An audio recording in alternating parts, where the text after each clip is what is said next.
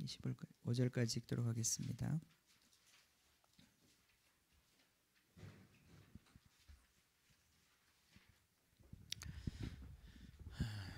교독하겠습니다. 그때 12 중의 하나인 가룟 유다라 하는 자가 대제사장들에게 가서 말하되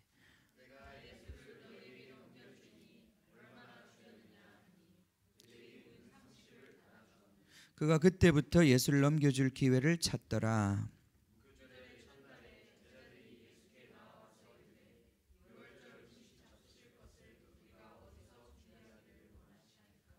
이르시되 성한 아무에게 가서 이르되 선생님 말씀이 내 때가 가까이 왔으니 내 제자들과 함께 유월절을 내 집에서 지키겠다 하시더라 하라 하시니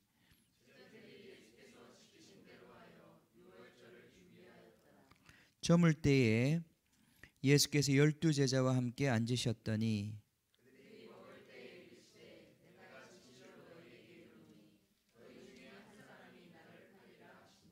그들이 몹시 근심하여 각각 여짜오되 주여 나는 아니지요.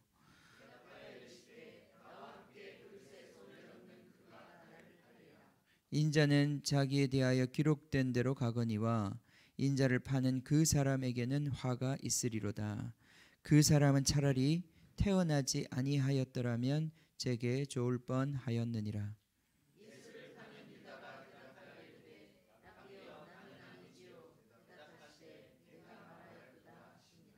아멘. 예, 거기까지 읽겠습니다.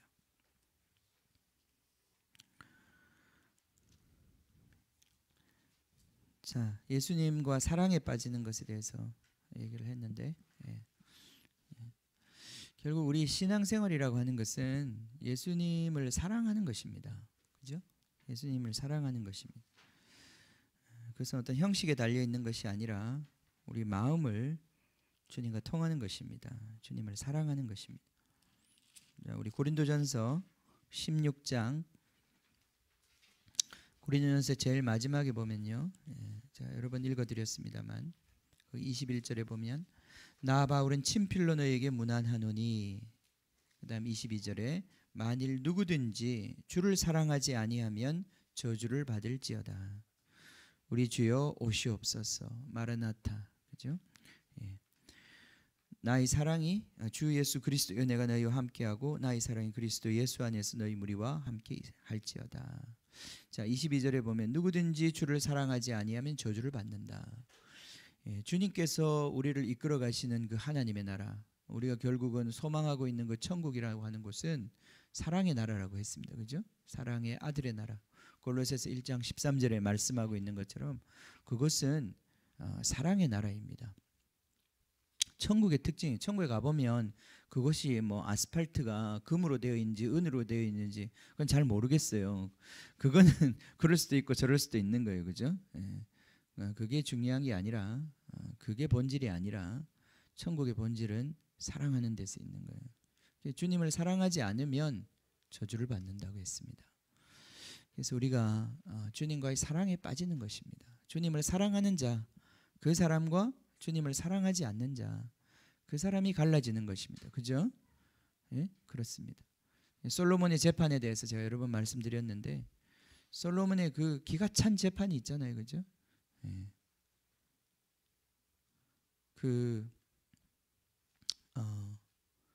진짜 엄마와 가짜 엄마를 쫙 갈라내는 그 한마디의 말, 그죠? 이 아이를 반으로 갈라라. 이 아이를 반으로 갈라라. 갈라서 반씩 나누어 주라. 왜 그 말이 진짜 엄마의 마음을 그 똑같은 말인데 그 말이 진짜 엄마의 마음에 일으키는 역사와 가짜 엄마의 마음에 일으키는 역사가 다르단 말이죠. 그죠? 예? 예, 그죠? 진짜 엄마와 가짜 엄마를 갈라내는 그 한마디의 말이 있는 거예요. 그죠? 예? 긴장하지 마세요. 예. 긴장은 제가 하고 있나? 예. 가룟 유다에 대한 말씀은 참 어려운 말씀이고 또 마귀가 별로 안 좋아하는 말씀이에요. 자기 얘기하니까. 별로 안 좋아해요. 예, 그죠? 자, 우리가 인간적으로 생각해 보면, 계산해 보면, 그죠? 정확하게 그런 분쟁이 생겼을 때 공평하게 반으로 쫙 가르면 문제가 해결될 것 같잖아요, 그죠? 예? 그게 우리 인간이 가진 해결책이잖아요. 인간의 생각이잖아요. 그렇게 하면 불평도 없고 불만도 없어지고 그냥 손해 보는 사람도 없고 이익 보는 사람도 없고 좋은 세상이 될 것 같아요. 그렇게 계산해서 정확하게 가르면. 근데 그것이 희한하게도 사랑을 담보하지 못하는 거예요. 사랑하는 사람은 그럴 수가 없는 거예요. 예, 지금 이제 지난 시간에도 우리가 다시 마태복음으로 가봅시다. 마태복음 26장 가서 그 여인이 한 여자가 와서 옥합을 깨트려 주님을 예배했을 때 그거는 분명히 계산을 하지 않은 건 아니었을 거예요. 이 여자가 미쳐가지고 그게 10,000원짜리 향수인 줄 알았는데 알고 보니 뭐 몇천만 원짜리였다 이런 거 아니잖아요, 그죠? 예. 예. 해놓고 보니까 내가 지금 무슨 짓을 한 거지? 그렇게 된 게 아니란 말이죠, 그죠? 예. 분명히 그 옥합을 깨트리기 전에 그게 얼마나 값이 나가는 건지도 알고 있었고, 그거에 대한 계산이 없었던 사람은 아니라 이 말이죠, 그죠? 계산 다 했습니다. 예. 그걸 깨트리면 자기 인생이 어떻게 되는지 왜 몰랐겠어요? 그거 다 안단 말이죠. 근데 계산하는 데까지는 문제가 없는데 사랑이라고 하는 것은 계산에서 나오는 것이 아니다 이 말이죠, 그죠? 계산의 결과로 나오는 것이 사랑이 아니에요. 사랑은 그 계산의 끝에서 결정되는 거예요, 그죠? 선택하는 거예요. 예, 계산은 끝났는데 내가 손해를 감수할 것인가? 이 손해와 이 모든 피해를 감수하고도 내가 그것을 택할 것인가? 거기에서 사랑이 이제 있는 자리가 거기란 말이죠, 그죠? 그러니까 계산하는 사람은 그것을 결코 그 사랑에 이를 수가 없는 거예요. 제가 지난 시간에 얘기했죠, 그죠? 제가 얼마나 어리석었는지. 예.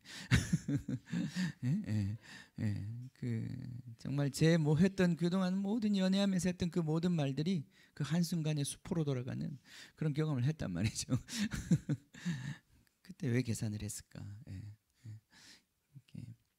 그러니까 계산을 하는 게 문제가 아니라 계산은 해야 되는데 우리 인생을 계산하지 않고 어떻게 살겠어요? 하나님 또 계산하라고 우리에게 좋은 계산기를 다 하나씩 주셨는데 계산하고 살아야 되는데, 근데 계산이 우리의 삶을 이끌어가는 것은 아니다 이 말이에요, 그죠? 자, 이 계산하는 것을 소위 말해서 이걸 율법이라고 부릅니다. 율법이라고 하는 것이 하나님의 원수예요. 바울이 그렇게 말하고 있어요. 그건 참 희한한 말이에요. 이게 참 우리 성경에서 이해하기 어려운 대목 중에 하나예요. 율법을 하나님이 폐하셨다. 율법은 하나님의 원수가 된다. 율법으로는 하나님을 사랑할 수 없다. 섬길 수 없다. 예, 그렇습니다. 그럼 우리가 잘 알잖아요, 그죠? 예. 의무적으로 하는 것 가지고는 사랑에 이를 수가 없는 거예요. 그죠? 우리는 율법에 굉장히 어릴 때부터 길들여져 있는 사람이에요. 특히 우리 동양적인 사회는 굉장히 율법적인 사회입니다. 이슬람으로 가면 이제 더해지죠. 근데 우리나라도 만만치 않습니다. 우리 공자님의 후예들, 우리 공자님으로부터 뼛속 깊이 훈련받은 우리들은 율법에 굉장히 처절하게 훈련된 사람들입니다. 그렇기 때문에 부부간에도 예를 갖추라고 얘기를 해요. 부부간에 사랑하는데 예를 갖추어야 합니다. 그죠? 예를 갖추는 것을 사랑이라고 우리는 배웠어요. 공자님한테. 물론 사랑은 무례히 행치 않습니다. 그죠? 그러나 예를 갖춘다고 사랑이라고 말할 수는 없는 것입니다. 그죠? 거기에 미묘한 틀어짐이 있는 거예요. 틀어짐이. 거기에 분리가 있는 거예요. 예. 율법을 따라서는 율법의 한계가 뭐냐면 율법은 어느 정도 좋은 사람을 만들어 줍니다. 우리를 괜찮은 사람. 그러나 율법은 온전한 사람을 만들 수가 없다는 거예요. 그죠? 그거에 한계가 있는 거예요. 율법은 우리로 사랑하게 만들 수 없다는 거예요. 거기에 한계가 있는 거예요. 그래서 율법적인 사람은 율법에 매어 있는 사람은 이 사랑이 불편한 거예요. 그래서 이 옥합을 깨트릴 때 제자들은 분노했던 것입니다. 그게 합당하지 않은 거예요. 그래서 우리가 이제 이 율법을 벗어난 신앙생활을 해야 하는데 그건 성령만이 하실 수 있는 거예요. 왜냐하면 내가 아무리 내 스스로 율법을 벗어나려고 해도 그것이 벗어나려고 하는 그것이 또 하나의 율법이 되는 거예요. 율법은 자기 노력과 딱 연결이 돼 있어요. 그래서 내가 내 갖고 있는 힘, 육체의 힘을 가지고 애를 쓰면 쓸수록 우리는 더 율법적이 되어가요. 더 율법적이 되어가면 하나님의 사랑과는 점점 더 멀어지는 거예요. 그래서 이제 이 율법을 하나님께서 폐하십니다. 주의 영이 계신 곳에는 자유함이 있다 그랬어요. 그죠? 아멘. 주의 영이 계신 곳에는 자유함이 있다 그랬어요. 예. 그러니까 우리가 아무리 노력해서 되는 문제가 아니라 계산해서 되는 문제가 아니라 주의 영이 주의 영이 우리를 다스리시고 주의 영에게 우리가 온전히 맡겨질 때 그분이 우리를 다스리실 때 그분이 우리를 붙잡으실 때 그때 우리가 진정한 자유 그분을 사랑할 수 있는 행동들이 나오기 시작한다는 거예요. 그렇지 않으면 그것이 아무리 비슷해 보여도 그것이 주님을 기쁘시게 하는 것이 될 수가 없어요. 그죠? 우리가 그 탕자의 비유에서 보면 탕자는 집을 떠났다가 그 마음에 회개하고 돌아왔어요. 그렇지만 그 맏아들은 언제나 주님의 집에 있었습니다. 그 아버지 집에. 그런데도 그 아버지의 마음하고 아들의 마음은 같지 않았어요. 이간되어 있었단 말이죠. 그죠? 예. 그 아들 마음속에는 그 착한 아들, 그죠? 그 탕자에 비하면 얼마나 착한 아들이에요. 그 착한 아들, 집안일 다 열심히 하고, 그죠? 아버지가 볼 때 너무나 마음에 드는 듬직한 아들인데, 예. 그 아들 마음속에 있었던 것은 그 염소 새끼 한 마리란 말이죠. 탁 탕자가 돌아왔을 때 툭 튀어나오는 게 아버지는 나한테 염소 새끼 한 마리 준 적이 있냐?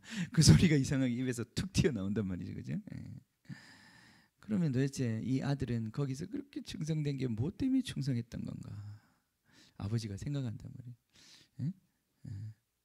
왜 이 아들은 그렇게 열심히 충성하는 것처럼 보였던 이 아들은 왜 내 마음을 이렇게 알아주지를 못하고 지금 그 동생이 돌아왔는데 이 동생이 나간 날부터 내가 하룻밤도 편하게 잔 적이 없고 내가 이 아들 생각에 내 마음에 고통이 떠난 적이 없는데 그렇게 평생 그 시간 동안 나와 함께 있었던 이 아들이 지금 이 순간에 왜 나와 함께 기뻐하지 못하고 입에서 툭 튀어나오는 게 염소 새끼 한 마리 그런 얘기가 툭 튀어나온단 말이죠. 그죠?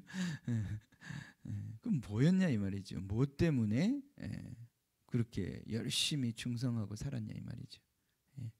그게 이스라엘 백성에 대한 고발이거든요. 예수님이 이스라엘 백성이 그 당시에 이방인들 탕자들보다도 더 하나님의 마음에 멀어져 있다는 것을 예수님이 그 첫째 아들의 이야기를 통해서 고발하시는 거였거든요. 드러내시고. 그래서 우리가 이 율법을 넘어서서 율법은 예수님을 죽였어요. 예수님이 왜 죽었느냐? 율법에 의해서 죽은 거예요. 그죠? 율법은 예수님을 죽인다 그랬어요. 고린도 후서에도 의문에 쓴 조문은 죽인다 그랬어요. 율법은 죽이고 영은 살린다 그랬어요. 그죠? 그렇습니다. 자, 여기 지금 이제 오늘 나오는 이 가룟 유다의 이야기도 우리가 이제 그런 차원에서 봐야 돼요. 우리가 우리 안에 있는 율법의 문제를 인식해. 이건 참 쉬운 일이 아니에요. 왜냐하면 이게 이제 우리 신앙의 본질인데, 이제 깊이 들어간 본질인데, 이것을 이해하고 깨닫는 것이 쉽지 않은 것 같아요. 예. 왜냐하면 거기에는 자기가 그 율법에 대해서 자기가 옳다고 하는 것이 있기 때문에 그래요. 자기가 그것을 옳다고 믿기 때문에 그래요. 자기의라고 그러거든요. 자기의 때문에 하나님의 의를 받아들일 수 없다고 그랬어요. 그게 이스라엘 백성의 문제라고 그랬어요. 예? 자기의 의를 세우려고 하나님이 주시는 의를 걷어찼다고 그랬어요. 그것이 바로 이스라엘 백성의 문제점인 거예요. 그죠? 예. 그래서 이 자기의가 깨어져야 하는 것입니다. 자기의가 깨어져야 하나님의 그 은혜의 의를 받아들이게 되는 거예요. 주님과 사랑하게 되는 거예요. 주님을 사랑하는 사람이 되어야 하는 거예요. 여러분, 주님 사랑하세요? 좀 중간쯤 있어요. 그죠? 예. 오늘도 여기, 그죠? 예수님 이런 말씀하시 갑자기. 예, 오늘 그 만찬 자리에서 참 너무 재밌어요. 딱 보면 예수님이 뭐라고 말씀하셨어요? 딱 앉아서 21절에 보면 그들이 먹을 때 이르시되 내가 진실로 너희에게 이르노니, 예수님 진지하게 말씀하시는 거예요. 너희 중에 한 사람이 나를 팔리라. 딱 그 말을 하니까 다 난가? 나야 지금? 나 아니야 나? 이 중에 한 사람도 나는 아니지. 난 주님 사랑해. 난 주님 팔지 않아. 그게 아니라 다 난가? 그 말은 우리 다 가룟 유다가 될 수 있다는 얘기예요. 다 가룟 유다의 뭔가가 씨앗이 우리 안에 있다는 거예요. 그죠? 사실 여러분 그런 생각 안 하세요? 내가 가룟 유다 같지 않으세요? 그 위험성이 우리 모두에게 있는 거예요. 그죠? 그 위험성이 모두에게 있는 거예요. 그렇다고 해서, 그러니까 우리는 지금 뭔가 극단과 극단 사이에 있어요. 그죠? 지금 이 여인처럼 완전히 옥합을 깨뜨린 어떤 주님의 사랑에 완전히 빠져든, 사랑에 들어가 버린 그 사람이 있나 하면, 그렇지 않고 완전히 주님과 등지려고 하는 그 사람 사이에 우리도 있단 말이죠. 그죠? 완전히 이쪽으로 가버렸으면 우리 마음이 그냥 이런 말을 들을 때 우리가 예수님처럼 그 마음이 나는 아니다. 나는 결코 난 주님 사랑한다. 이렇게 얘기할 수 있겠죠. 예. 근데 그렇지 않다는 거예요. 우리가 우리 자신을 모른단 말이죠. 그래서 베드로가 예수님이 부활하시고 난 다음에 네가 나를 사랑하느냐 이렇게 물어봤을 때 베드로가 점점 자신이 없어지는 거예요. 내가 진짜 사랑하는 거 맞나? 근데 자신은 없는데, 근데 내가 그렇다고 주님 사랑 안 합니다 이렇게 말할 수도 없는 거예요. 내가 주님 사랑 안 했으면 그럼 이때까지 내가 따라다닌 건 뭐야? 내가 주님 사랑했는데, 근데 주님 내가 사랑하지요 이렇게 말하기엔 또 너무 낯짝이 없는 거예요. 한 짓이 있거든 그동안.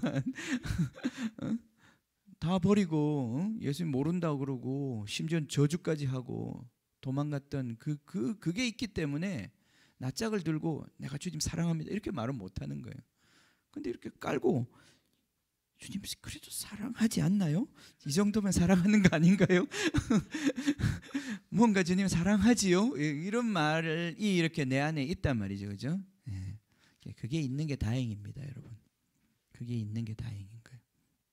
여러분, 그게 여러분 안에 있는 게 그게 여러분 안에 새 사람이 하는 말이에요. 그러니까 주님을 완전히 거부하면 이제 답이 없는 거예요, 진짜, 그죠? 주님을 완전히 거부하면 답이 없습니다. 그러나 우리 안에 우리도 여전히 가룟 유다의 길을 갈 수 있어요. 그 길을 갈 수 없다고 생각하지 마세요. 우리도 가룟 유다의 길을 갈 수 있습니다. 충분히 갈 수 있습니다. 그만큼 우리는 위험한 자리에 있는 거예요. 마귀가 할 일 없어서 우는 사자처럼 삼키려고 돌아다니겠습니까? 집에서 그냥 놀지. 충분히 삼킬 만한 대상인 거예요, 우리는. 그런데 주님의 손에서 우리를 뺏어갈 사람은 아무도 없다고 그랬어요. 예? 마귀가 우는 사자처럼 우리를 위협할 뿐이지 우리를 데리고 갈 수는 없어요. 빼앗아 갈 수는 없어요. 근데 마귀는 계속 으르렁거리는 거예요. 우리 옆에서 우리의 마음을 무너뜨리고. 결국 어떻게 하려고? 마귀를 우리를 잡아먹을 수는 없어요. 주님 손에서 우리를 아무도 빼앗아 갈 수가 없다고 그랬어요. 그죠? 그의 사랑에서 끊을 것은 아무것도 없다고 그랬어요. 그죠? 근데 문제는 뭐냐 하면은 우리 스스로 걸어나가는 게 문제인 거예요. 그죠? 우리가 주님의 손에 붙잡혀 있을 때는 아무도 빼앗아 갈 사람이 없어요. 근데 우리가 그 마귀의 으르렁거리는 소리에 우리의 간담이 녹아서 믿음이 사라져서 거기에 우리가 반응하기 시작하면 우리는 우리 발로 걸어서 그 마귀 앞으로 간다 이 말이에요. 그게 위험한 거예요. 그걸 알기 때문에 마귀는 아무것도 할 수 없지만 자꾸 으르렁거리는 거예요. 우리 앞에서 으르렁거리는 거예요. 예. 예.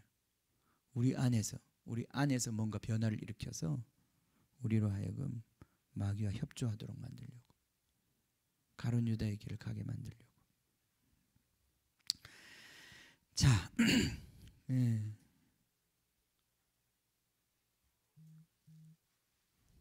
그렇습니다. 주님을 사랑하지 않으면 끝까지 갈 수가 없습니다. 자, 여기서 이제 우리가 이 가룟 유다의 길과 베드로의 길이 무슨 차이가 나는지를 좀 아셔야 합니다. 가룟 유다는 가룟 유다는 결국은 용서받지 못한 죄인이고, 우리가 좀 전에 읽었던 시편 109편의 말씀이 사도행전에서 보면 가룟 유다에 대해서 응했다고 말씀하셔요. 그러면서 이제 거기에서 보면 그 사람의 직분을 다른 사람이 가져가게 해달라라고 하는 그 기도의 응답으로서 가룟 유다의 자리에 다른 제자가 세워져야 한다고 베드로가 얘기했던 것입니다. 그래서 시편 109편 우리 읽었던 이 저주의 시편은 가룟 유다에게 개인적으로는 임한 하나님의 말씀인 거예요. 그러니까 우리가 이제 가룟 유다의 길로 가면 절대 안 되는데, 그럼 가룟 유다의 길이 뭐냐? 가룟 유다의 길에 대해서 우리가 이제 알아야 되겠죠, 그죠? 우리 마태복음 18장 가보세요. 18장에 가면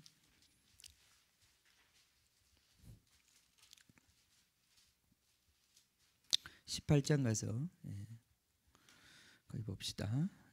예수님의 네 번째 가르침에 보면 18장 1절에 그때 제자들이 예수께 나와 이르되 천국에서 누가 크니이까? 예수께서 한 어린 아이를 불러 그들 가운데 세우시고 이르시되 진실로 너희에게 이르노니 너희가 돌이켜 어린 아이들과 같이 되지 아니하면 결단코 천국에 들어가지 못하리라. 그러므로 누구든지 이 어린 아이와 같이 자기를 낮추는 사람이 천국에서 큰 자니라. 누구든지 내 이름으로 이런 어린아이 하나를 영접하면 곧 나를 영접함이니 누구든지 나를 믿는 이 작은 자 중 하나를 실족하게 하면, 자, 실족하게 하는 거예요. 그죠? 차라리 연자 맷돌을 그 목에 달려서 깊은 바다에 빠뜨려지는 것이 나으니라. 자, 실족하게 한다. 작은 자를 실족하게 한다. 예수를 죽이는 것이죠. 누구를 통해서, 그 사람을 통해서 예수의 죽음, 예수의 멸망이 오게 하면 그 사람은 차라리 연자 맷돌을 목에 달고 깊은 바다에 빠지는 것이 낫다. 이건 완전한 멸망에 대한 하나의 그림입니다. 그죠? 바벨론이 맷돌같이 큰 깊은 바다에 빠뜨려지는 것처럼 소망이 없다는 것이에요. 이제 끝이라는 거예요. 심판의 어떤 종국적인 심판의 어떤 그런 모습이란 말이죠. 그죠? 7절 보세요. 실족하게 하는 일들이 있음으로 말미암아 세상에 화가 있도다. 실족하게 하는 일이 없을 수 없으나 실족하게 하는 그 사람에게는 화가 있도다. 자, 이 사람에게 화가 있습니다. 자, 예수님을 무너뜨리는, 예수님을 죽이는 그 사건을 가져오게 만드는 그 사람, 실족하게 만드는 그 사람은 화가 있다고 그랬어요. 그죠? 자, 잘 보세요. 이제 악이라고 하는 것은 이 세상에 편만하게 지금 있습니다. 악한 권세들도 있고, 그죠? 이 악의 권세와 악의 영들의 영향 때문에 이 세상에서는 지금도 계속해서 악한 일들이 일어나고 있어요. 그런데 이 악한 영들의 영향을 받아서 우리가 죄를 짓는데, 이 죄를 짓는 이 구조 속에 보면 제일 먼저 악한 자가 사용하는 사람이 있어요. 어떤 악이 들어올 때 이 악한 꾀를 처음 말하고 그 악한 꾀를 시도하는 첫 사람이 있어요. 그 사람이 그러한 악을 행할 때 그 다음에 그 옆에 있는 사람들은 그 악에 유혹을 받아서, 미혹받아서, 또는 그 악의 영향력 속에서 죄를 짓게 되는 거예요. 자, 그래서 우리가 죄 짓는 데 보면은 두 가지 종류의 타입이 있다는 거예요. 한 가지는 의도적으로 죄를 짓는 사람들이에요. 죄가 자기를 통해서 계획되고 그 죄가 처음으로 내가 자기를 통해서 이 세상에 시도되는 그런 사람들이 있어요. 그런 사람들이 있어요. 그런가 하면 두 번째 부류의 사람들은 어떤 사람들이냐면 이 첫 번째 부류의 사람들과의 관계 때문에 죄를 짓게 되는 사람들이 있어요. 예를 들어 봅시다. 뭐 쉽게 예를 들어서 우리 이번에 우리 뭐 국정농단 사태 이런 것이 있으면서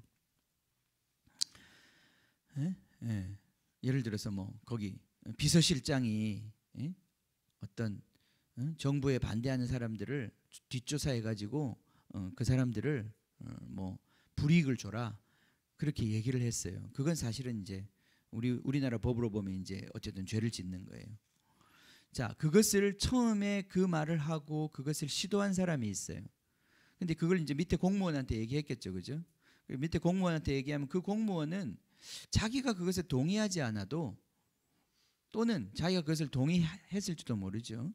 그러면서 그냥 그 상황 때문에, 자기가 그 부하이기 때문에, 공무원이기 때문에 그 일을 수행했단 말이죠, 그죠? 나중에 이제 이런 것들이 다 밝혀져 가지고 법의 심판을 받게 될 때 처음에 이 일을 주모하고 주동하고 그 일을 시도했던 사람과 그 사람의 주동 때문에 참여했던, 조력했던 그 사람의 죄는 같은가요, 다른가요? 다르다 이 말이에요, 그죠? 지금 여기서 이 말씀을 보면 이 세상에 죄악의 역사들이 있어요. 그런데 그 죄악의 역사에 있어서 여러분들이 그 죄악의 시발자, 시초자, 계획자가 되어서는 안 된다는 거예요. 그 자리는 굉장히 위험한 자리인 거예요. 그거는 마귀의 자리인 거예요. 오늘 가룟 유다가 위험한 것은, 베드로는 상황 속에서 예수님 부인했어요. 상황 속에서 그가 주님 사랑하지만 형편이 어려웠어요. 두려웠어요. 자기가 그것을 극복할 만한 믿음을 갖고 있지 못했어요. 훈련되지 못했어요. 그런 미숙함 속에서 사랑함은 있었지만은 그 상황을 감내낼 만한, 이길 만한 믿음이 없었던 거예요, 그죠? 그래서 그는 넘어졌었고 그는 예수님을 모른다고 부인했었어요. 그것도 죄지요. 그것도 죄는 맞지만 그 죄하고 가룟 유다는 지금 적극적으로 예수님을 죽게 만드는 데 있어서 역할을 한 거예요. 가룟 유다가 만약에 예수님을 내어주지 않았다면 예수님은 이 유월절 때 죽지 않았을 거예요. 그죠? 이 사람들의 분명히 대제사장들의 계획은 이번 명절 때는 하지 말자. 잘못하다가는 큰 폭동이 일어나고 사고가 난다. 그러니까 이번에는 하지 말자라고 얘기했는데 그 모든 계획들을 갑자기 바꾸게 된 것은 바로 가룟 유다가 가서 적당한 시간을 내가 가르쳐 줄게. 폭동이 일어나지 않고도 예수를 제거할 방법이 있다. 내부인으로서 이렇게 가담한 거예요, 그죠? 그는 적극적으로 예수를 내어줬습니다. 그냥 상황에 의해서 된 게 아니에요. 뭘 몰라서 한 게 아니에요. 가룟 유다의 죄는 이미 다 알면서, 내부인이면서 그것에 대해서 죄를 짓는 거예요. 알면서 죄를 짓는 거예요. 알면서 그 하나님 뜻인 줄 뻔히 알면서 내가 고의로 죄를 짓는 거예요. 믿음이 연약해서 짓는 죄가 아니에요. 믿음이 연약해서 오는 실수가 아니에요. 믿음이 연약해서 오는 실수는, 죄는 짓고 난 다음에 회개가 오는 거예요. 아우, 내가 또 넘어졌네. 주님 죄송합니다. 이런 마음이 드는 거예요. 응? 그런데 주님을 이렇게 고의적으로 팔아먹는 사람의 마음은 그런 마음이 들지 않는 거예요. 도대체 이걸 통해서 내가 얼마를 벌 수 있지? 응? 잘 팔았나? 충분히 값을 쳤나? 그런 생각이 드는 거예요. 이거는 부패한 심령인 것이에요. 이거는 부패한 심령인 거예요. 이거는 믿음이 연약, 주님 사랑 있지만 믿음이 연약한 거하고는 전혀 다른 문제인 거예요. 그러니까 보세요. 이 땅에서 지금 죄악이 이렇게 관영을 하는데, 이 죄악이 관영하기 위해서는 혼자 죄 지어 가지고는 죄가 그렇게 많이 관영할 수가 없습니다. 이 죄를, 이 세상에 이 죄가 이렇게 관영하는 데는 그건 죄의 시스템이 가동된다고 보셔야 해요. 예를 들어서 우리 아이들이 스마트폰 보면서, 음란 동영상 보면서 아이들이 무지 망가지고 있습니다.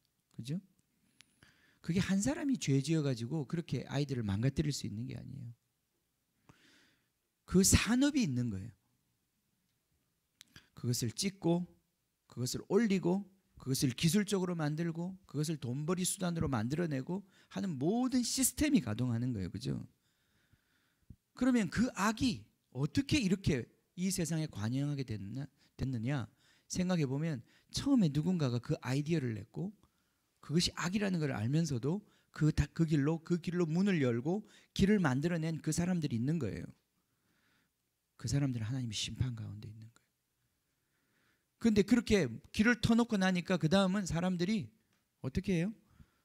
밥 벌어먹기 위해서 IT 기술자들, 무슨 기술자들이 다 거기 가서 일하는 거예요.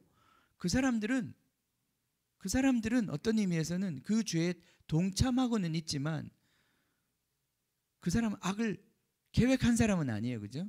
자기는 처자식 먹여 살리려고 그 일을 했다는 거예요. 예. 우리가 믿음이 강해지면 그것까지 분별할 수 있습니다. 내가 이게 해야 되는 일인지 안 해야 될 일인지 구분할 수 있어요. 이게 그냥 돈 버는 일이라고 무조건 하지 않는다 이 말이에요. 돈 준다고 무조건 하지 않는다 이 말이에요. 거기서 양심을 지켜가는 거예요. 그죠? 그런 양심들을 지키는 어른들이 있을 때 우리 아이들이 보호받고 지켜지는 거란 말이죠. 그런데 그 사람들이 양심을 허물고 돈 때문에 고의적으로 그 일들을 선택하기 시작하면 죄가 하나씩 담을 넘어서 이 세상을 점령해 가는 거란 말이죠. 결국 이 마귀의 소리를 듣고 어떤 죄악의 문을 여는 그 사람은 바로 하나님의 심판 가운데 있는 사람이에요. 차라리 태어나지 않는 것이 더 좋았을 사람들이에요. 주님 앞에서 쓰레기 같은 사람들일 뿐이에요. 지옥이라는 게 뭐냐? 쓰레기를 태우는 쓰레기장인 거예요. 그것은 하나님의 이 피조 세계에서 하나님의 그 나라의 완성을 위해서 가는 그 과정 속에서 나온 쓰레기에 불과한 거예요. 가룟 유다는 그런 길을 걸어간 거예요. 악인의 길을. 마귀가 그를 유혹할 때 그가 그 길을 선택해서 걸어갔어요. 자, 오늘 그 얘기를 보면 이제 봅시다. 간단히 정리하겠습니다. 제가 이런 관점에서 이제 얘기를 해보겠습니다. 15절에 보면, 아니구나. 15절이 아니네요. 26장 14절에 보면, 그때 12 중에 하나인 가룟 유다, 가롯이라고 하는 것은 동네 이름입니다. 또는 열심당원이라는 뜻도 있을 것으로 추정을 합니다. 아마 가룟 유다는 정치적인 메시아를 원했을 것이고 품에 칼을 차고 다니는 일종의, 지금으로 말하면 테러리스트, 그런 사람이었을 가능성이 있습니다. 그런데 이 가룟 유다는 성경에 그렇게 뭐 좋은 이미지로는 전혀 나오지 않지만 분명한 것은 12제자 중에 한 사람이었어요. 그죠? 예수님의 사랑을 받지 못한 게 아니었어요. 예수님이 12명의 제자를 훈련시키면서 얘만 왕따 시켜가지고 얘가 상처받아가지고 이런 게 아니라 이 말이에요. 그죠? 예수님은 가룟 유다를 사랑했고 가룟 유다에게 많은 신뢰가 있었어요. 가룟 유다는 신뢰받는 자였어요. 그가 돈꾀를 맡았다는 것만 봐도 그는 유능한 자였고 그는 신뢰받는 자였어요. 그죠? 그리고 그 최후의 만찬의 그림 속에서도 보면 가룟 유다는 바로 예수님 옆자리에 앉았던 사람이었어요. 예수님의 머리가 이렇게 비스듬하게 누우면 머리가 다른 사람 가슴 앞에 오는데 사도 요한의 머리는 예수님의 가슴 앞에 있었고, 그래서 사도 요한이 자기를 그렇게 표현하잖아요. 자기는 예수님 품에 안겼던 사람이다. 예수님의 머리는 누구의 품에? 가룟 유다의 품에 있었어요. 바로 예수님 옆자리에 앉아 있었던 총애받는 제자였고 총망받는 제자였어요. 똑똑한 사람이었고 그는 머리가 아주 잘 돌아가고 그리고 그 모든 예수님의 사역을 올거나이즈 할 만큼 유능한 사람이었어요.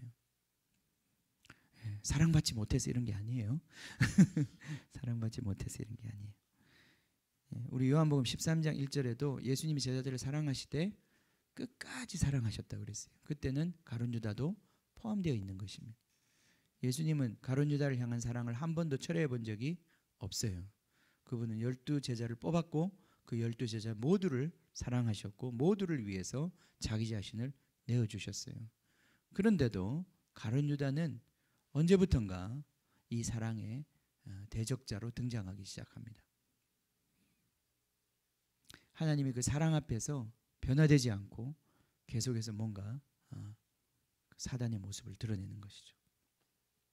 요한복음의 그 메시지를 보면 굉장히 놀라운 것은 예수님의 그 말씀이 어려운 말씀이 선포되었을 때 많은 사람들이 예수님을 버렸습니다. 떠났어요. 떠났어요.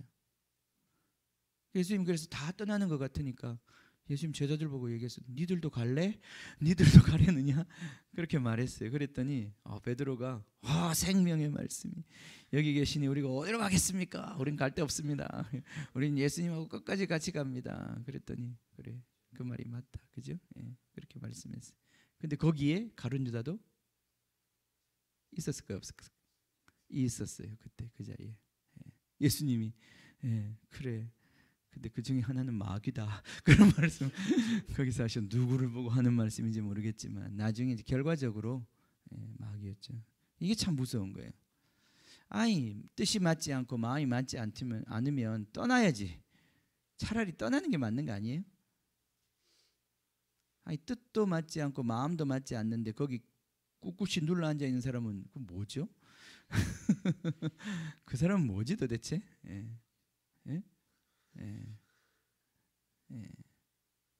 여러분 보세요. 이게 잘못됐다 생각하면 떠나야 되는 거예요. 그게 여러분 정직한 거예요. 잘못됐다고 생각하면서 꿋꿋이 앉아 있는 거는 왜 그렇죠? 이제 뒤에 가면 나옵니다. 그게 얼마나 위험한 건지를 말해줍니다.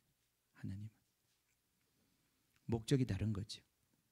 목적이 달랐어요. 가룟 유다는 목적이 달랐어요. 왜 있었느냐? 자기 유익과 자기 목적을 위해서 있었던 사람이에요. 이익을 보려고 있었던 사람이 사실은 예수의 사역에 예수의 나라에 관심 없었어요. 그것이 정치적인 것이든 돈에 관련된 것이든 이익 때문에 남아 있었던 사람이에요. 가룟 유다는 예수님 그거 몰랐겠어요? 정말 예수님의 말씀에 진실이 반응하는 사람과 이익 때문에 그 자리에 앉아 있는 사람을 구분하지 못했겠어요? 예수님은 그 중에 하나는 마귀라고 그랬어요.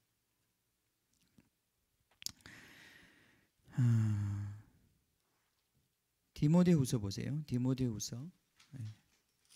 자, 여러분 우리가 가룟 유다가 될 수 있는 위험성이 우리 안에 있습니다. 없다고 생각하지 마세요. 우리가 그걸 분별해야 합니다. 디모데후서 6장 죄송해요. 디모데전서 6장. 후서는 6장이 없죠. 잘못 적었네요. 6장 3절. 거기 쭉 가서 5절에 보면 경건을 이익의 방도로 생각하는 자들이라는 말이 나와요. 그죠? 신앙생활을 돈벌이로 생각하는 사람들이 있다 이 말이에요. 그죠? 돈벌이로 생각하는 목사들이 있고 돈벌이로 생각하는 장로들이 있고 돈벌이로 생각하는 교인들이 있다는 거예요. 사도 바울도 그 사람들에 대해서 지금 경고하는 거예요. 거기 한번 읽어봅시다. 3절에 보면 누구든지 다른 교훈을 하며 바른 말 곧 우리 주 예수 그리스도의 말씀과 경건에 관한 교훈을 따르지 아니하면 이 사람은 그리스도의 말씀에 관심이 없어요. 그리스도의 말씀을 받지 않습니다. 그러면서도 교회 안에 있는 거예요. 그는 교만하여 아무것도 알지 못하고 변론과 언쟁을 좋아하는 자니 이 사람들은 사납고 문제를 일으키고 평화를 깨트리고 싸움을 일으키는 사람들이에요. 이로써 투기와 분쟁과 비방과 악한 생각이 나온다. 5절에 마음이 부패해지고 진리를 잃어버려. 그렇게 되면 끝난 거죠. 그 마음에 진리가 없는데 교회를 나온들 무슨 소용이 있겠습니까? 진리를 잃어버려. 결국 신앙생활이라고 하는 것이 경건이라고 하는 것이 이익의 방편이 된다. 이익의 수단이 된다. 네. 돈벌이 때문에 남아있는 거예요. 결국은 거기서 먹고 살 것이 나오니까 남아있는 거예요. 밥벌이 하려고 목회하는 거예요. 그 얼마나 고통스럽고 비참한 일입니까? 그게 우리 사역자들에게 지금 처해 있는 위험이에요. 왜 못 떠나느냐? 교회를 왜 못 떠나느냐? 그 법대로 살고 싶은 마음도 없고 십자가 지고 싶은 마음도 없는데 목구멍이 포도청이라 먹고 살려고 거기 빌붙어 있는 거예요. 그건 아주 좀 가련한 스타일이고 우리 교회 같은 작은 교회가 이제 그런 증세 나타나고 아니면 이제 한몫 보려고 그 교회 안에서 권세를 얻어보려고 경건을 이익의 방편으로 생각하는 사람이다.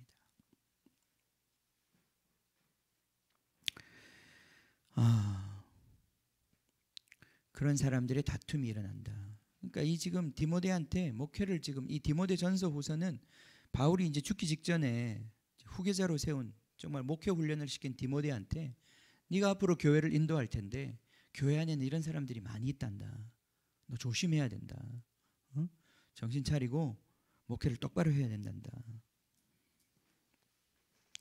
자, 거기 갑시다. 7절에 우리가 세상에 아무것도 가지고 온 것이 없음에 또한 아무것도 가지고 가지 못하리니 우리가 먹을 것과 입을 것이 있은즉 족한 줄로 알 것이니라. 부하려 하는 자들은 시험과 올무와 여러 가지 어리석고 해로운 욕심에 떨어지나니 곧 사람으로 파멸과 멸망에 빠지게 하는 것이라. 부하고자 하는 욕망, 탐욕이죠, 그죠? 네.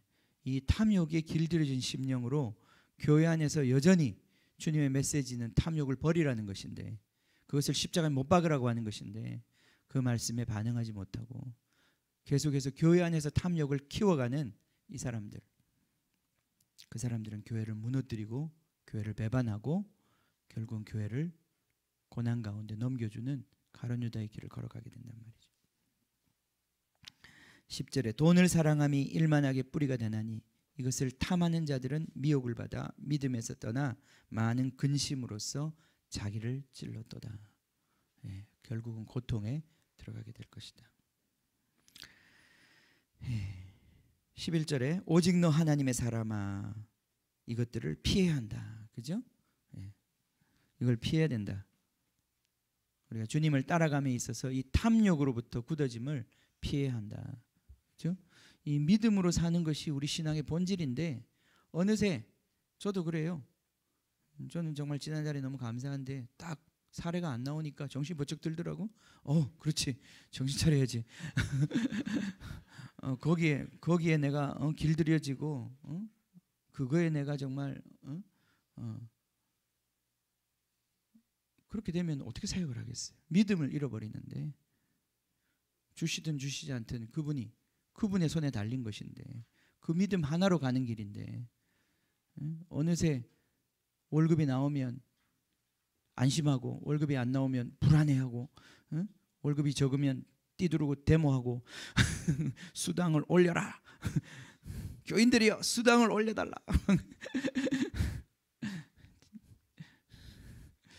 실제로 그런 말 하는 거 아니에요 지금? 아니, 그게 아니, 이게 아니라고 지금 얘기하는 거예요.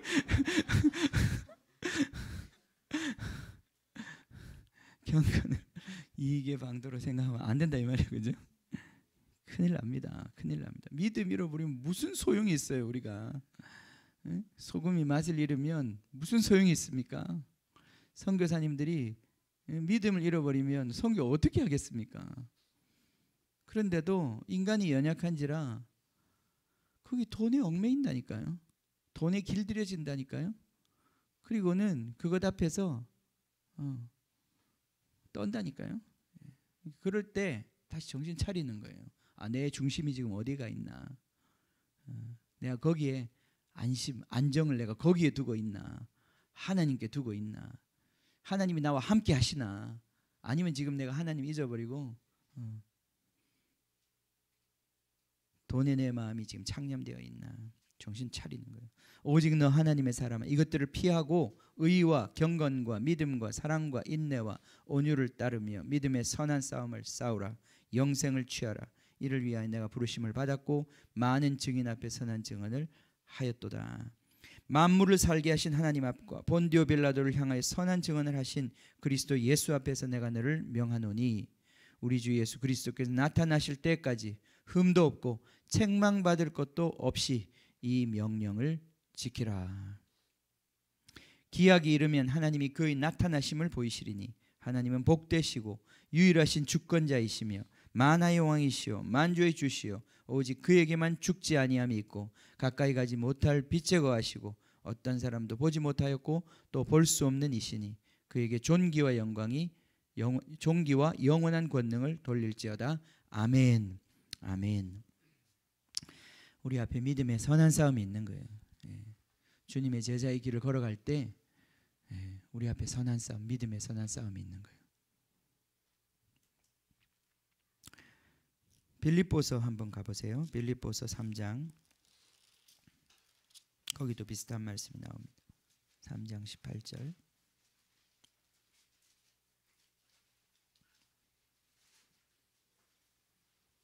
17절. 형제들아 너희는 함께 나를 본받으라. 이 얘기는 왜 하냐면 바울이 지금 감옥에 들어가 있습니다. 복음을 전하고 주님을 따라가고 십자가를 지는 삶을 살면서 그가 지금 감옥에 들어가 있어요. 막상 감옥에 들어가고 죄인이 되어 있으니 그 주변에 있는 사람들이 바울에 대해서 좀 불편한 마음이 있습니다. 저렇게까지 해야 되나? 감옥을 왜? 죄인이잖아요, 어쨌든. 그걸로 인해서 빌립보 교회 성도들이 바울에 대해서 좀 부끄러운 마음도 있고, 바울에 대해서 충분히 바울의 삶을 따라가고 싶지 않은 그런 마음이 있는 거예요. 지금 바울같이 살고 싶지 않은 거예요. 그때 바울이 이렇게 얘기하는 거예요. 형제들아 너희는 함께 나를 본받으라. 너희들도 고난받는 삶을 선택해야 된다. 그리고 너희가 우리를 본받는 자처럼 본받은 것처럼 그와 같이 행하는 자들을 눈여겨보라. 교회가 무엇이냐? 교회는 고난받는 자들, 십자가 지는 자들의 공동체다. 그 사람들을 주의 깊게 보고 그 사람들과 하나 되어야 한다. 자, 그 다음 봅시다. 18절. 내가 여러 번 너희에게 말하였거니와 이제도 눈물을 흘리며 말하노니 여러 사람들이 그리스도 십자가의 원수로 행하느니라. 십자가의 원수로 행하는 자들이 교회 안에 있다는 거예요. 십자가를 조롱하고 십자가를 무시하고 십자가를 지려고 하지 않는 사람들. 그런 사람들은 누구나 봅시다. 19절. 그들의 마침은 멸망이다. 십자가를 조롱하고 십자가의 말씀을 받지 않는 그들의 결과는 무엇이냐? 멸망이다. 자, 나중에 가면 가룟 유다도 멸망합니다. 그죠? 자기의 선택의 결과를 직면하게 돼요. 그것이 얼마나 비참한 것인지를 보게 된단 말이죠. 가룟 유다는 회개할 기회를 얻지 못했습니다. 후회했을 뿐이에요. 왜냐하면 결과를 보니까 자기가 선택한 길의 결과를 보는 데서 오는 고통이 있었어요. 가룟 유다는 그 길로 갔던 것입니다. 그들의 마침은 멸망이요. 그러나 십자가 지는 삶의 마침은 무엇입니까? 부활이고 영광이고 하나님이 갚아주시는 거예요. 그죠? 주님이 다시 살려주시는 거예요. 그것이 바로 십자가 지는 것의 마침입니다. 그죠? 망하는 자 같지만은 주님이 살려주시고 주님이 이끌어주시는 그 영광스러운 삶이 그들에겐 보장되어 있는 거예요. 그러나 십자가를 거부한 사람들의 결국은 멸망이다 이 말이에요. 그들의 신은 뭐라고요? 배다. 예, 저 통통배가 아니라 이 배는 무슨 배예요? 자기의 이 여러분의 그 여러분 남산만 하지는 않죠? 예. 은혜가 맨날 놀려요. 제가 샤워하고 나오면 수박 같다고. 한때는 배였는데 지금은 수박 같다고 맨날 놀리고. 다음엔 뭐가 될려나? 호박이 될려나? 자, 자기 신이 배라는 게 무슨 말이에요? 신이 배라는 게 무슨 말이에요? 우리나라 목구멍이 포도청이라는 말하고 똑같은 말이에요. 예? 결국은 먹고 사는 문제에 묶여 있고 육체를 위해 사는 자들에 불과하다는 거예요. 믿음 생활 열심히 하는 것 같이 보여도 결국은 이 인생의 이익과 손해 앞에 그것 때문에 사는 사람들이라 이 말이죠. 거기서 한 발짝도 못 벗어난 사람. 그렇기 때문에 십자가는 낭비, 거룩한 낭비고 옥합을 깨트리는 것이고 주님 앞에 모든 것을 드리는 것이고 주님을 사랑하는 것인데 그것을 받아들일 수 없는 거죠. 거기까지는 갈 수 없는 거예요. 어느 정도는 할 수 있겠지만은 주님을 사랑하는 자리까지는 갈 수 없는 거예요. 자, 그들이 신은 배요 그 영광은 그들이 부끄러움에 있고 땅의 일을 생각하는 자라. 예. 땅의 일을 생각하는 자라. 결국 가룟 유다가 예수님을 팔아먹은 것은 예수님한테 소망을 보지 못했어요. 예수님 말을 믿지 못했어요.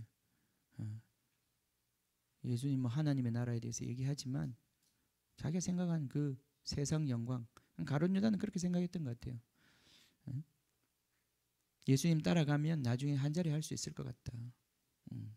저 빌라도를 몰아내고 로마 군대 몰아내고 지금 저 부패한 모든 정치인들, 대제사장 저런 사람들 다 처단하고 나면 그다음 다윗의 왕국처럼 새로운 왕국을 하나 세울 텐데 그럼 적어도 내가 재무부 장관 정도는 할 수 있지 않을까. 지금 돈깨를 맡았으니까 경제부총리 정도는 하지 않을까. 근데 점점 지금 지금 예루살렘에 가까이 가면서 나타나는 현상은 정반대야. 이거 뭐 지금 예수하고 같이 지금 잡혀 죽게 생겼어요, 그죠? 예. 이 지금 계속 이 주변에 얼쩡거리다가는 이 십자가 형이 지금 눈앞에 아른아른거리는 거예요. 그때 어떻게 할 거냐 이 말이죠. 제자들도 그 자리까지 다 가지 못했지만 배반하진 않았잖아요. 이렇게 팔아먹진 않았잖아요, 그죠? 그게 위험한 것입니다. 우리의 믿음이 연약한 데서 오는 실수와 실패를 하나님은 긍휼히 여기십니다. 우리의 믿음이 강해지기를 원하세요. 그걸 도와주기를 원하세요. 성령께서 그것을 우리에게 허락하십니다. 그러나 여러분이 어떤 악의 통로로 여러분이 적극적으로 사용되는 것은 굉장히 위험한 일이에요. 여러분 가정에서도 그렇고 이 사회에서도 그렇고 하나님은 반드시 그것에 대해서 책임을 물으십니다. 자, 다시 우리 마태복음 가서 이제 말씀 정리하겠습니다. 마태복음. 자, 이 가룟 유다의 길.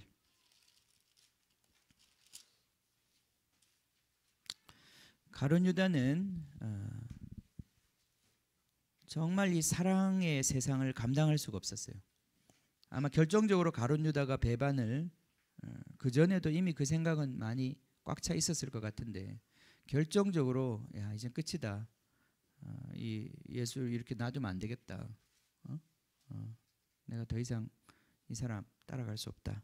라고 했던 것은 거기 8절에 있는 말씀처럼 제자들의 분노 속에서 우리가 읽을 수 있습니다.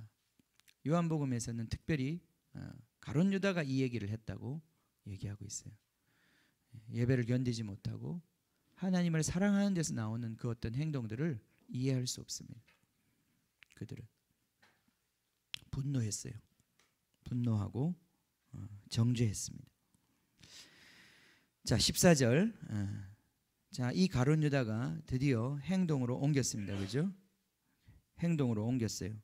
자, 가룟 유다가 보면 여기서 지금 이제 가가지고 예수님에 대해서 자기가 팔아넘기겠다고 얘기하고 은 30을 받았어요.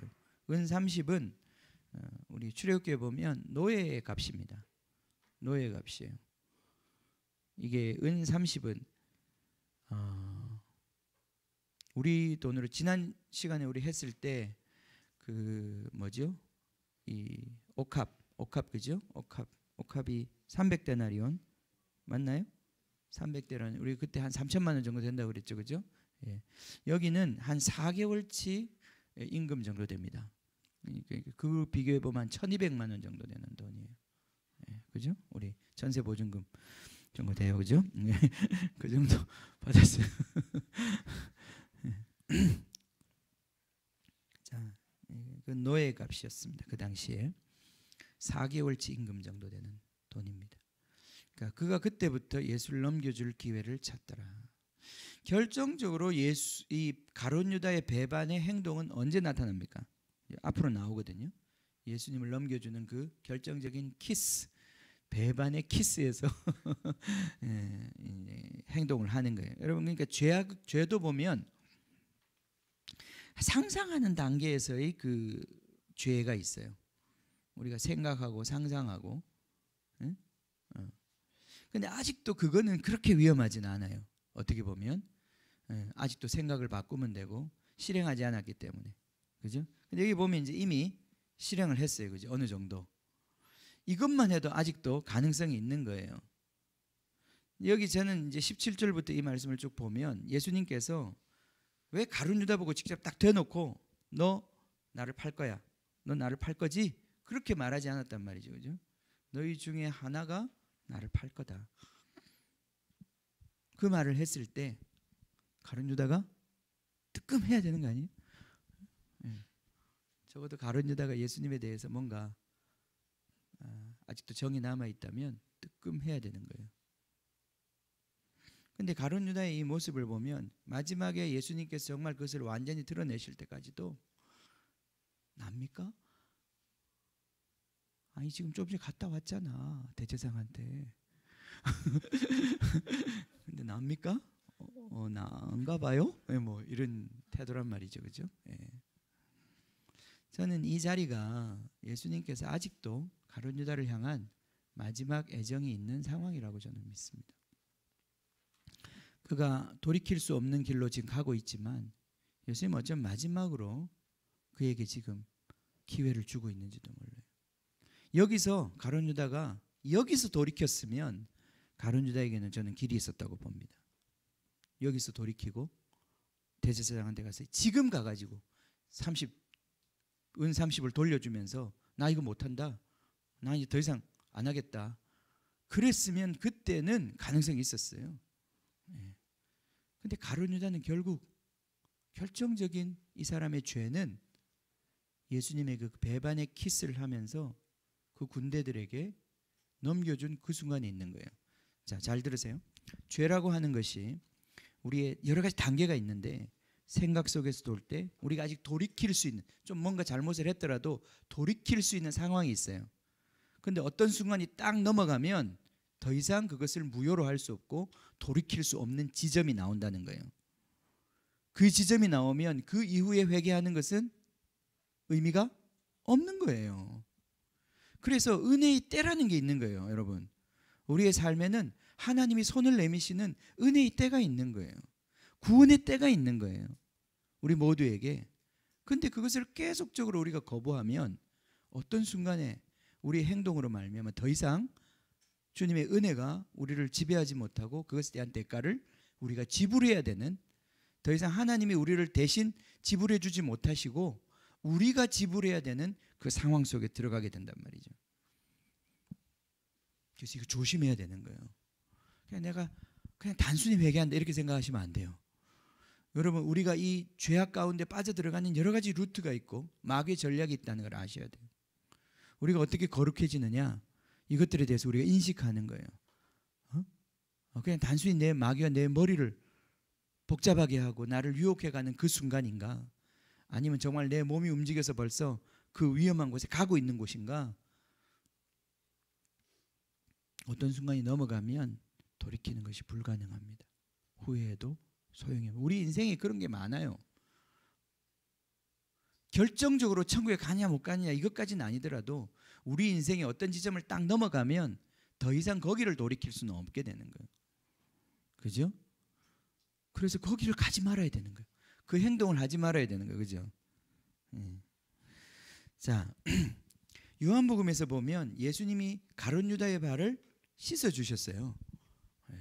예수님 제자들의 발을 씻어 주실 때 가룟 유다의 발도 씻어 주셨어요.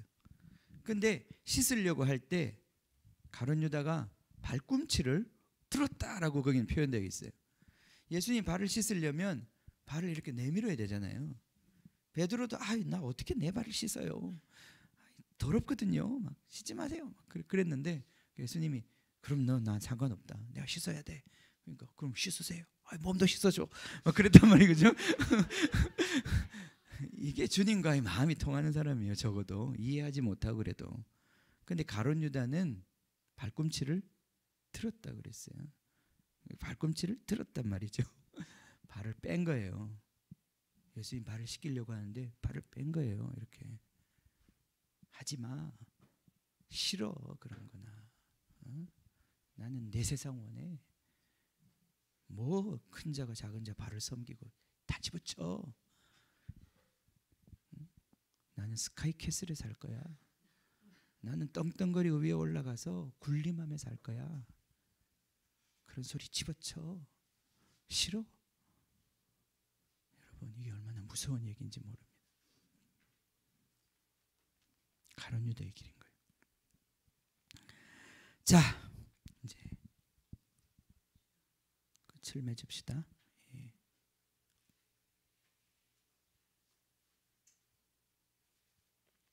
그들이 몹시 금심하여 각각 여짜오되 22절 주여 나는 아니지요. 대답하여 이르시되 나와 함께 그릇에 손을 넣는 그가 나를 팔리라. 인자가 자기에 대하여 기록된 대로 가거니와 인자를 파는 그 사람에게는 화가 있으리로다. 그 사람은 차라리 태어나지 아니하였더라면 제게 좋을 뻔하였느니라. 예수를 파는 유다가 대답하여 이르되 라삐여 나는 아니지요. 참 뻔뻔하죠, 그죠? 대답하시되 네가 말하였다. 예. 주님이 왜 마지막에 주님의 이 마지막 장면들에 이 가룟 유다와의 식사를 준비하셨을까? 시편 23편에 보면 원수의 목전에서 주님이 내게 상을 베푸신다. 밥상을 베푸신다는 말이 있어요. 그죠? 예. 거기서 내 잔이 차고 넘친다 그랬어요. 예. 주님이 이 자리에 원수와 함께 대면하여 밥을 먹는 이 자리에 앉으셨습니다. 여러분, 이 십자가를 지는 삶이라고 하는 것은 원수와 함께 밥을 먹는 거예요. 그죠? 예. 그죠? 참 힘들어요, 그죠? 좋아하는 사람하고 밥 먹어야 슉 넘어가지, 그죠? 예. 근데 정말 이렇게 힘들다, 그죠? 예. 이 왼수하고 밥을 같이 먹으려고 그러니까 그 사람하고 같이 간장을 찍어 먹고, 그죠? 예, 꿀도 찍어 먹고, 예, 찌개도 같이 떠 먹으려니 얼마나 고통스럽겠습니까? 원수를 사랑하라. 너희를 핍박하는 자를 위하여 기도하라. 이게 십자가의 길이잖아요, 그죠? 예. 자, 우리가 주님을 배우기를 원합니다. 같이 기도합시다. 자, 여기 누구도 가룟 유다가 없고요. 예. 누구도 아직 마리아에 이른 자가 없습니다. 예. 우리는 그 사이에서 방황하는 내 영혼 죽기로 갈 수 없지만 저항할 수 없는 주님의 은혜가 아니에요. 난 그 찬양 참 불편해. 신실하신 주님의 사랑, 포기하지 않는 주님의 사랑으로 우리를 이끌어 달라고. 자, 우리가 십자가를 더 알기를 원합니다. 그죠? 이 십자가의 스토리 안에는 십자가의 원수의 이야기가 나옵니다. 이 십자가의 원수, 그 원수로 인해서 하나님의 사랑이 나타나는 것입니다. 원수된 것을 패하시려고 주님이 오셨습니다. 가룟 유다는 구원받지 못했지만 그 악을 드러내시고 우리 안에 있는 가룟 유다를 깨뜨리시려고, 그 원수됨을 깨뜨리시려고 주님이 이 땅에 오신 것입니다. 같이 기도하겠습니다. 주님, 십자가를 알게 해주십시오. 주님, 십자가를 더 알게 해주십시오. 나를 찌르고 고발하고 주님, 나를 원수의 손에 넘기고 손해를 입히는 그들을 위하여 기도하셨던, 그들을 사랑하셨던, 끝까지 그들의 발을 씻어주셨던 예수님의 주님, 이 길을 배우게 하여 주십시오. 주님, 원수를 어떻게 대할지 가르쳐 주십시오. 주님, 원수를 어떻게 사랑해야 되는지 가르쳐 주십시오. 어떻게 십자가를 져야 하는지 가르쳐 주십시오. 어떻게 십자가 앞에 한 걸음 다가갈 수 있는지 우리에게 말씀하여 주십시오. 주님을 찬양합니다. 주님이 십자가의 세상을 찬양합니다. 주님과 함께 있기를 원합니다. 주님 사랑하기를 원합니다. 주님을 경배하기를 원합니다. 우리 인생의 옥합을 깨트려 주님을 사랑하기 원합니다. 주님과 함께하기 원합니다. 주님, 우리를 인도하여 주십시오. 우리를 인도하여 주십시오. 주님의 나라로 인도하여 주십시오. 주님의 그 세상으로 인도하여 주십시오.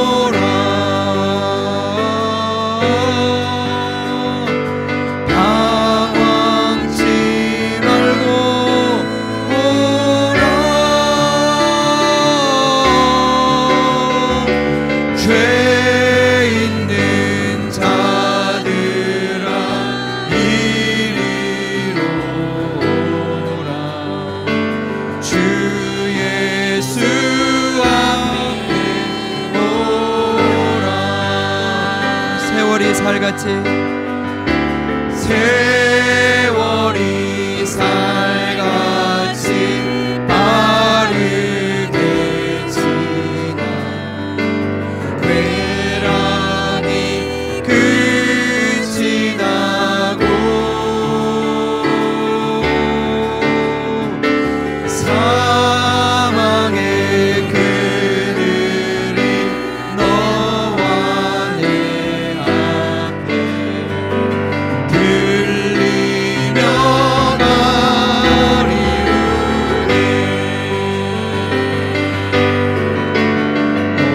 오라 오라 방황치 말고 오라 죄 있는 자들아 이리로 오라 주 예수 앞에 오라. 우리를 위하여 우리를 위하여 예비해 두신 영원한 집이 있어 죄 많은 세상을 떠나게 될 때 영접해 주시겠네.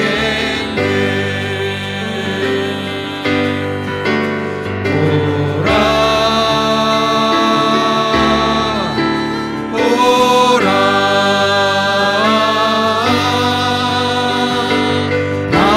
방황치 말고 오라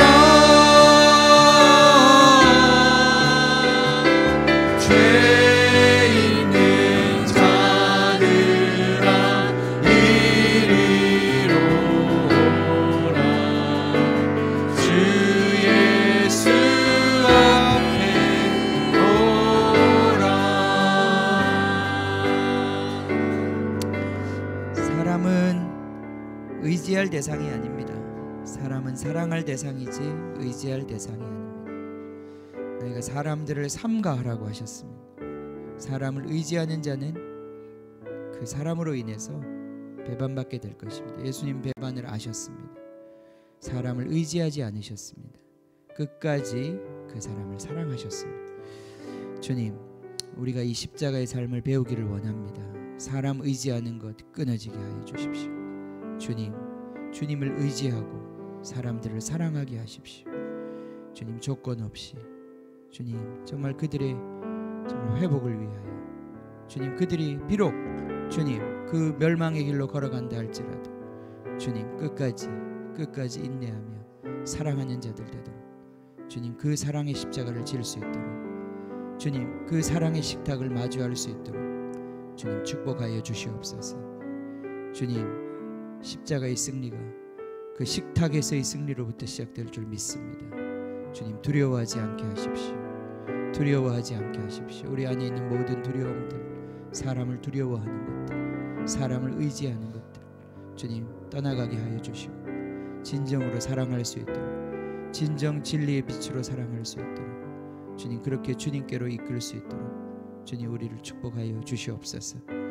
지금은 우리 주 예수 그리스도의 은혜와 하나님 아버지의 크신 사랑과 주님 우리를 십자가로 가까이 이끄시는, 그리고 그 십자가 안에서 교제케 하시는 성령의 코이노니아가 주님을 따라가기를 원하고 날마다 자기 십자가를 지고 주님을 사랑하는 자로 변화되기를 원하는 사랑하는 모든 성도님들 머리 위에 지금부터 영원히 함께 하시기를 간절히 축원하옵나이다. 아멘. 아멘.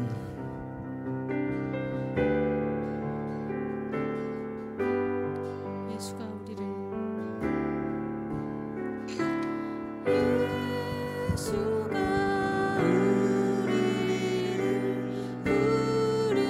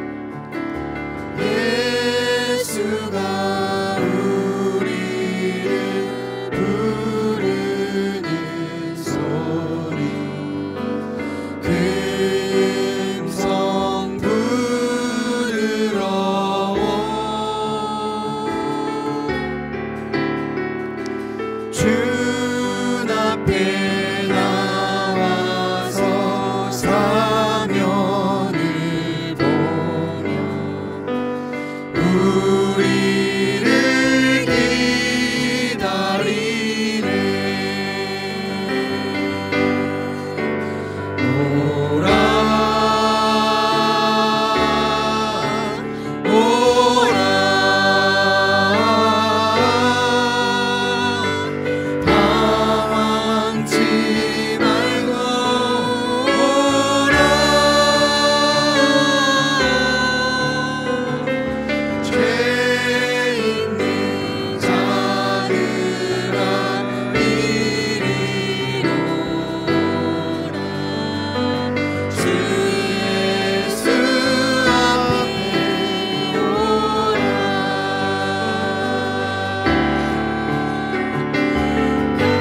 간절히 오라고 부르실 때에 우리는 지체하랴.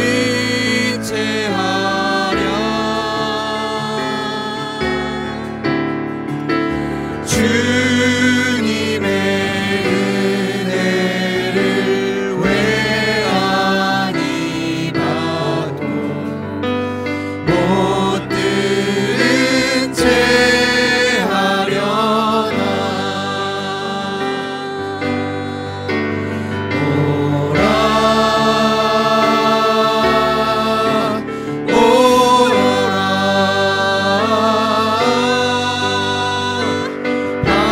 방황치 말고 오라. 죄 있는 자들아 이리로 오라. 주 예수 앞에 오라. 간절히 오라고 오라고 부르실 때에 우리는 지체하랴.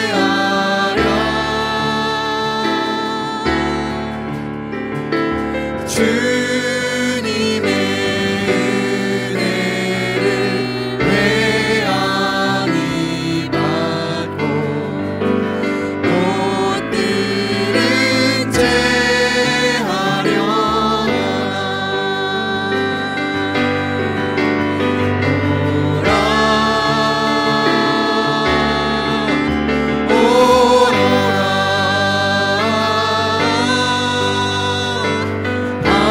방황치 말고 오라. 죄 있는 자들아 이리로 오라. 주 예수 앞에 오라.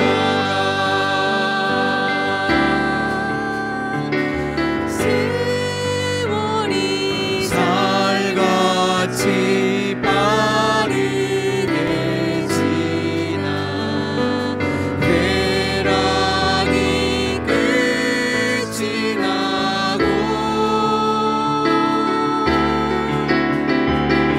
사망의 그늘이 너와 내 앞에 들리며 거리우네.